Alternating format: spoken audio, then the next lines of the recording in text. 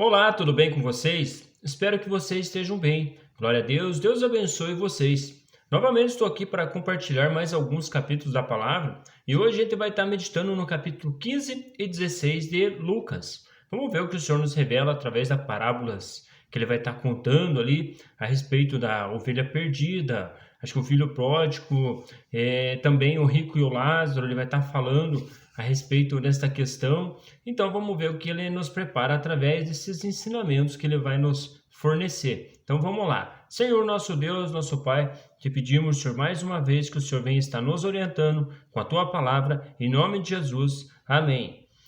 No capítulo 15 ele vai falar bem assim, ó: todos os publicanos e pecadores estavam se reunindo para ouvi-lo, mas os fariseus e os mestres da lei o criticavam. Este homem recebe pecadores e come com eles. Então Jesus lhe contou esta parábola: qual de vocês que possuindo 100 ovelhas, e perdendo uma, não deixa as 99 no campo, e vai atrás da ovelha perdida até encontrá-la? E quando a encontra, coloca alegremente nos ombros e vai para casa. Ao chegar, reúne seus amigos e vizinhos e diz: alegrem-se comigo, pois encontrei minha ovelha perdida. Eu digo que da mesma forma haverá mais alegria no céu por um pecador que se arrependa do que por 99 justos que não precisam arrepender-se. Enfim, Cristo traz ali falando que há alegria no céu quando há uma pessoa que se arrependa, se converta a Ele. Enfim, ele traz ali a ilustração de 99 justos que não se arrependem e um que se arrepende, e há alegria no céu. Assim, quando, digamos assim, quando eu me converti, você que está me ouvindo, se converteu, houve alegria no céu, porque nós, quando fomos chamados, fomos chamados para se arrepender dos nossos pecados e não estar fazendo mais aquilo. Enfim, porque todos somos pecadores, enfim, basta nós estar cada dia se policiando e pedindo para que o Senhor nos perdoe. Mas, enfim, como ele fala ali, quando o Senhor encontra e a pessoa se converte, há alegria no céu, há festas no céu, como o Senhor fala. Ou qual é a mulher que, possuindo 10 dracmas e perdendo uma delas, não acende uma candeia, varre a casa e procura atentamente até encontrá-la? E quando a encontra, reúne suas amigas e vizinhas e diz: alegrem-se comigo, pois encontrei minha moeda perdida. Eu digo que da mesma forma há alegria na presença dos anjos de Deus por um pecador que se arrependa. Ele ilustra novamente a questão do arrependimento. Jesus continuou: um homem tinha 2 filhos. O mais novo disse a seu pai: pai, quero a minha parte da herança. Assim ele repartiu sua propriedade entre eles. Não muito tempo depois, o filho mais novo reuniu tudo o que tinha e foi para uma região distante, e lá desperdiçou seus bens vivendo irresponsavelmente. Depois de ter gastado tudo, houve uma grande fome em toda aquela região e ele começou a passar necessidade. Por isso foi empregar-se com um dos cidadãos daquela região, que o mandou para o seu campo a fim de cuidar de porcos. Ele desejava encher o estômago com as vagens e alfarrobas que os porcos comiam, mas ninguém lhe dava nada. Enfim, chegou aí no fundo do poço, nem comida de porco era servido para ele. Caindo em si, ele disse: quantos empregados do meu pai têm comida de sobra e eu aqui morrendo de fome? Eu me porei a caminho e voltarei para meu pai e lhe direi: pai, pequei contra os céus e contra ti. Não sou mais digno de ser chamado teu filho. Trata-me como um dos teus empregados. A seguir levantou-se e foi para o seu pai. Estando ainda longe, seu pai ouviu e, cheio de compaixão, correu para seu filho e o abraçou e o beijou.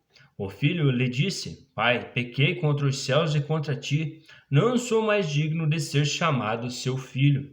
Mas o pai disse a seus servos: depressa, tragam a melhor roupa, vistam nele, coloquem um anel em seu dedo e calçados em seus pés. Tragam um novilho gordo e matemo-nos. Vamos fazer uma festa e alegrarmos-nos, pois este meu filho estava morto e voltou à vida, estava perdido e foi achado. e começaram a festejar o seu regresso. Vale lembrar ali que o anel ele simboliza a aliança. Enfim, quando a pessoa está desgarrada aí do Senhor e é encontrada por ele, volta para a casa do Pai, o Senhor faz uma aliança com ele, como está falando ali. Coloca uns calçados nos pés, enfim, e faz festa também. Mas veja que interessante que ele tinha dois filhos. E o filho mais velho, vamos ver o contexto final do que Cristo acaba de falar com essa parábola. Enquanto isso, o filho mais velho estava no campo. Quando se aproximou-se da casa, ouviu as músicas e a dança. Então chamou um dos servos e perguntou-lhe o que estava acontecendo. Este lhe respondeu: seu irmão voltou e seu pai matou o novilho gordo porque o recebeu de volta são e salvo.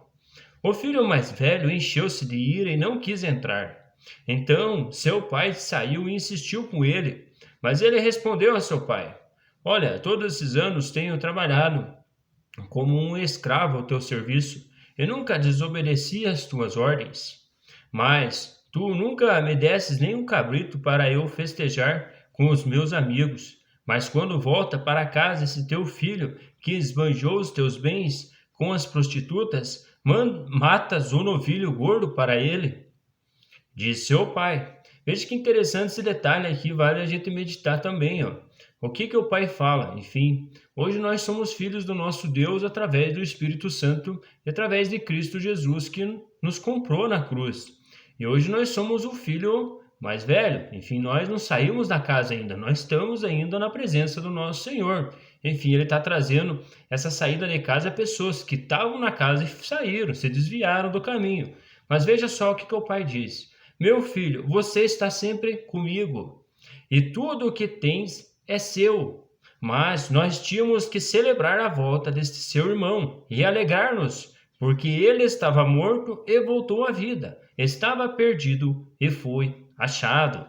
Enfim, vale lembrar esse detalhe que o que nós temos hoje é nosso, é do nosso Deus, é nosso também. Enfim, hoje se nós quisermos, digamos assim, usar a própria palavra ali que ele está falando do novilho, matar um novilho ali, um cabrito, um carneiro e festejar com os irmãos, eu vejo que não tem nada demais nisso. Hoje a religiosidade hoje acaba sufocando esses detalhes, enfim. Eu vejo dessa questão que hoje nós temos que se alegrar na presença de Deus ali com nossos irmãos também, fazendo festas também, não está fora desse contexto, porque aqui ele fala, olha, tudo que eu tenho é teu também, para o filho mais velho, enfim, basta ele querer ir lá e compartilhar com os amigos um novilho ou um cabrito, como ele acaba de falar ali. Mas isso é bom a gente estar meditando assim no íntimo de cada um, tá vendo essa questão de filiagem aí. No capítulo 16 ele vai falar sobre um administrador astuto, que fala assim, ó: Jesus disse a seus discípulos: o administrador de um homem rico foi acusado de estar desperdiçando os seus bens. Então ele o chamou e lhe perguntou: que é isso que estou ouvindo a seu respeito? Preste contas na sua administração, porque você não pode continuar sendo o administrador. O administrador disse a si mesmo: meu senhor está me despedindo. Que farei? Para acabar não tenho força e tenho vergonha de mendigar. Já sei o que vou fazer para que, quando perder o meu emprego aqui, as pessoas me recebam em suas casas. Então, chamou cada um dos devedores do seu senhor. Perguntou o primeiro: quanto você deve ao meu senhor? 100 potes de azeite, respondeu ele. O administrador lhe disse: tome a sua conta, sente-se depressa e escreva 50. A seguir ele perguntou ao segundo: e você quanto deve? 100 tonéis de trigo, respondeu ele. Ele lhe disse: tome a sua conta e escreva 80. O senhor elogiou o administrador desonesto porque agiu astutamente. Pois os filhos deste mundo são mais astutos no trato uns com os outros do que os filhos da luz. Por isso eu que os filhos da luz, por isso eu digo, use as riquezas deste mundo ímpio para ganhar amigos, de forma que quando ela acabar, esses o recebam nas moradas eternas. Quem é fiel no pouco, também é fiel no muito.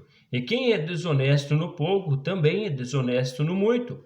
Assim, se vocês não forem dignos de confiança em lidar com as riquezas deste mundo ímpio, quem confiará as verdadeiras riquezas a vocês? E se vocês não forem dignos de confiança em relação aos que é dos outros, quem lhe dará o que é de vocês? Aqui ele está trazendo uma ilustração do reino de Deus. Assim como procede cada um aqui na terra, principalmente os filhos da luz também, é deste jeito que vai ter tomado conta no reino também, porque você não consegue administrar bem ali, digamos, as riquezas, enfim, os filhos da luz, como é que vão administrar coisas eternas ali, espirituais, como ele fala, nas moradas eternas? Estes o receberão nas moradas eternas. Ele traz um texto ali falando sobre a eternidade, enfim. Vale lembrar que aquele que é fiel no pouco é fiel no muito, aquele que é desonesto no pouco é desonesto em bastante. Dá para nós compreendermos mais ou menos esse detalhe a respeito desta parábola que o Senhor está falando sobre o administrador astuto. Nenhum servo pode servir a dois senhores, pois odiará um e amará o outro, ou se dedicará a um e desprezará o outro. Vocês não podem servir a Deus e ao dinheiro. Os fariseus que amavam o dinheiro ouviram tudo isso e zombavam de Jesus. Ele lhe disse: Vocês são os que justificam a si mesmo aos olhos dos homens, mas Deus conhece o coração de vocês. Aquilo que tem muito valor entre os homens é detestável aos olhos de Deus. Cabe um detalhe aí a gente saber, já deduzir o que o Senhor nosso gosta. Enfim, aquilo que tem muito valor entre os homens é detestável aos olhos de Deus. Enfim, o que está escrito é o que o nosso Senhor aceita. Aqui ele vai estar falando sobre a lei e os profetas. Assim como lá, quando Cristo teve aquela transfiguração onde apareceram Moisés e Elias, aqui fala bem assim também, mais ou menos naquele contexto. A lei e os profetas profetizaram até João Batista. Desde tempo em diante estão sendo pregadas as boas novas do reino de Deus, e todos tentam forçar sua entrada nele. Enfim, tentam forçar porque o caminho é estreito. E aqui ele fala sobre a lei e os profetas. Vale lembrar que lá no monte, lá quando Jesus se transfigurou, apareceu a lei, que era Moisés, e o profeta Elias, configurando ali os dois, a lei e os profetas. E o Senhor nosso Deus ainda lembra e fala ali para eles: olha, este é meu filho amado, ouçam-no. Enfim, depois que eles passaram e não apareceu mais Elias e Moisés, o Senhor fala ali, naquele exato momento: eis meu filho amado, ouçam-no, porque a lei e os profetas profetizaram até João. Nesse tempo em diante é que é pregado o reino de Deus. E quando se divorciar de sua mulher e se casar com... Aliás, é mais fácil os céus e a terra desaparecerem do que cair da lei o menor traço. Enfim, a lei continua mostrando, mas enfim, hoje a gente vive pela graça, porque ele quer trazer também, falando a respeito da lei, a respeito do divórcio, porque senão também já ficava tudo de ponta cabeça, que fala bem assim, quem se divorciar de sua mulher e se casar com outra mulher, estará cometendo adultério, e o homem que se casar com uma mulher divorciada estará cometendo adultério. Enfim, como ele fala lá, não adulterarás, enfim, não dará falso testemunho, entra o mesmo conceito, mas enfim, hoje nós vivemos pela graça. E aqui ele está falando a respeito, está dando um exemplo ali a respeito do adultério. Agora ele vai estar falando sobre a parábola do rico e do Lázaro, que vale muito a pena a gente prestar muita atenção nesta parábola ali, que fala assim, havia um homem rico que se vestia de púrpura e de linho fino e vivia no luxo todos os dias. Diante do seu portão fora deixado um mendigo, chamado Lázaro, coberto de chagas. Este ansiava comer o que caía da mesa do rico, até os cães vinham lamber as suas feridas. Vale lembrar que esse Lázaro não é aquele mesmo que a gente vai ver falar ali em João, ali, que o Senhor ressuscita ele. Esse é outro. Chegou o dia em que o mendigo morreu, e os anjos o levaram para junto de Abraão. Veja que detalhe interessante. Os anjos levaram para junto de Abraão. O rico também morreu e foi sepultado. A gente Que interessante que fala que o anjo levou, o outro foi direto para a sepultura. Não teve anjo nenhum que acompanhou ele. No Hades, onde estava sendo atormentado, ele olhou para cima e viu Abraão de longe, como com Lázaro ao seu lado. Enfim, ele traz a ilustração de pai, o nosso Abraão, lá o pai da fé. Então chamou: Pai Abraão, tem misericórdia de mim, e manda que Lázaro molhe a ponta do dedo na água e refresque a minha língua, porque estou sofrendo muito neste fogo. Enfim, vale lembrar que ele trata de pai também, pai Abraão. Mas Abraão respondeu: Filho, lembre-se de que durante a sua vida você recebeu coisas boas, enquanto que Lázaro recebeu coisas más. Agora, porém, ele está sendo consolado aqui e você está em sofrimento. E além disso, entre vocês e nós há um grande abismo, de forma que os que desejam passar do nosso lado para o seu, ou do seu lado para o nosso, não conseguem. Enfim, dá para ver que é um abismo entre as duas questões ali, entre o paraíso e o Hades, como ele fala ali.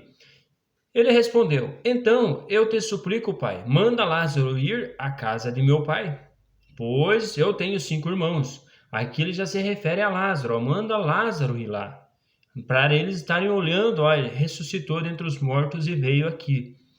Pois tenho 5 irmãos, deixa que ele os avise a fim de que eles não venham também para este lugar de tormento.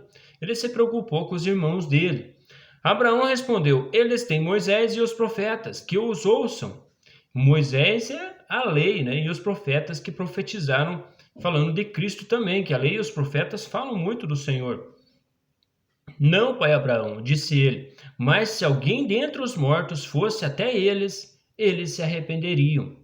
Abraão respondeu: Se não ouvem a Moisés e aos profetas, tampouco se deixarão convencer, ainda que ressuscite alguém dentre os mortos. Ele trouxe essa parábola para os fariseus que estavam ali, essas pessoas que eles não deixavam se convencer nem pela lei, pelos profetas, entendiam, tampouco se como Cristo ressuscitou ali, como a gente sabe muito bem, eles também, muitos, não se converteram também, não deram crédito àquela questão. E ele também traz ilustrando esta questão para eles também. E fala muito da lei e dos profetas, que hoje a gente tem como um aio que eu digo é para chegar até Cristo. A lei e os profetas profetizaram até João, e aonde que se encaminha o reino de Deus através do Espírito Santo.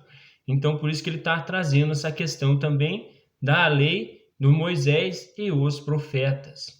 Mas enfim, terminamos aqui mais uma meditação. Fiquem com Deus, um grande abraço e até as próximas leituras. Até mais!